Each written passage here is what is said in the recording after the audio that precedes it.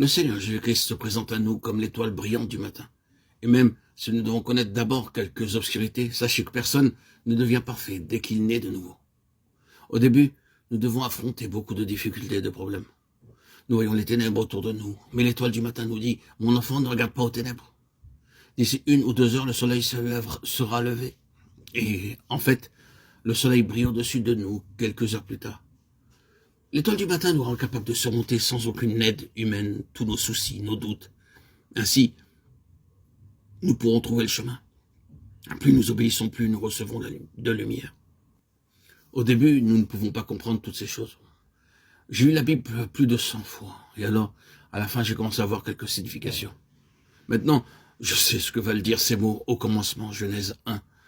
Oh, je n'en ai pas saisi le sens tout de suite, et souvent, je m'endormais en lisant. Après de nombreuses années, ces mêmes chapitres ou versets ou passages sont devenus nouveaux pour moi.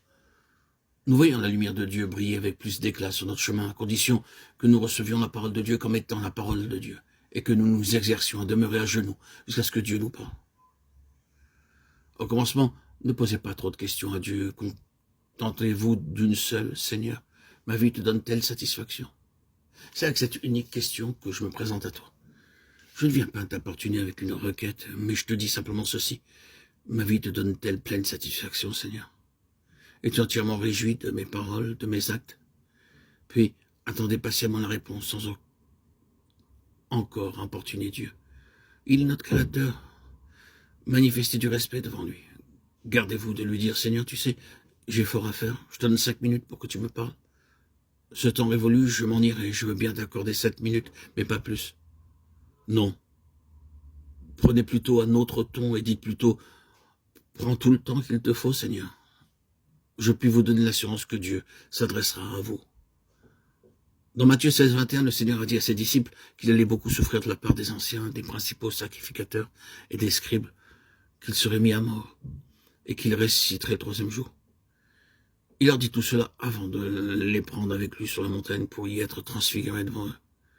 Il leur expliqua clairement que c'était à cause de leur péché qu'ils devaient souffrir, mourir et ressusciter. Pierre le prit même à part pour lui faire des reproches à ce sujet. 6 jours après, le Seigneur l'emmena sur une haute montagne et il entendit ces paroles. Écoutez-le. Nous ne connaissons pas le chemin du calvaire.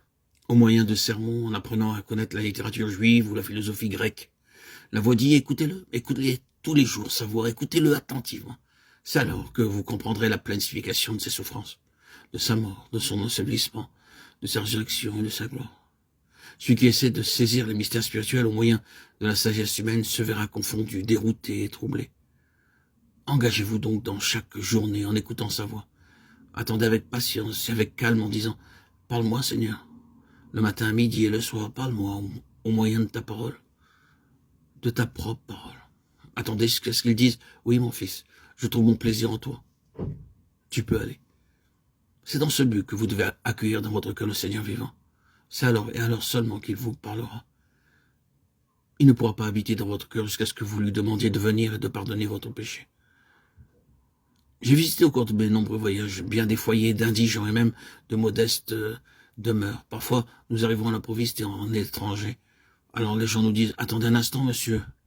Ils donnent un rapide coup de balai à l'intérieur de leur demeure, puis ils étendent une couverture sur le lit. Parfois, les femmes étendent leurs plus beaux vêtements pour être présentables. C'est alors seulement qu'ils vous invitent à y entrer. Frères et sœurs en Christ, de quelle façon allez-vous accueillir le Seigneur Jésus-Christ dans votre habitacle? Il ne peut entrer que dans un cœur pur. Si vous voulez l'héberger dans le tabernacle qu'est votre cœur, lui, il veut se charger de purifier votre cœur par son précieux sang. Le Seigneur désire habiter pour l'éternité dans votre cœur, et pas seulement pendant quelques heures ou quelques jours. Alors, vous pourrez ainsi lui parler, lui dire tout ce qui vous est arrivé, raconter aux autres l'expérience que vous avez faite jusqu'à ce que votre visage s'illumine de la joie de sa présence.